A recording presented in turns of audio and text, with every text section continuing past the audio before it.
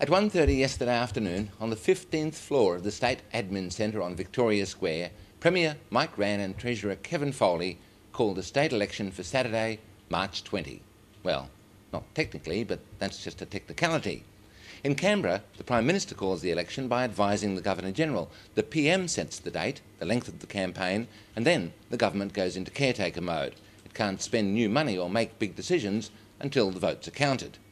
Here in South Australia we have fixed elections, not fixed in the same way as rigged, although there's a fair bit of chicanery that goes on, fixed in that every 4 years, on a predetermined date, we go to the polls. So, what's the start of the election campaign here? It was yesterday, when Rann and Foley announced the end of land tax for 75,000 voters. We're now in full election mode, and the choice is yours. You can vote a different way from your friends, and they won't even know. Your choice, not Rann's, not Redmond's, not party secretaries, and not even candidates. A big choice, and the next 4 years depend on it. So here's our election promise.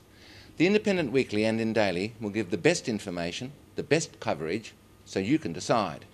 The Independent Weekly and In Daily will be expanded to cover candidates, electorates, commentary with well-told, well-researched, accurate stories about stadiums and hospitals and roads and rail and schools and teachers and the public service and the Great Australian Bight and mining in Arkaroola and perceptions of corruption and things that the parties don't want you to hear. This campaign coverage won't be driven by government or opposition press releases or staged announcements. We give you control. Stick around. Turn in Daily's pages and you'll see Tom Richardson. Keep turning and you'll see our Independent Weekly coverage, and you can get the paper at any newsagent. South Australia isn't Rann's or Redmond's. This is our state too, as well as yours.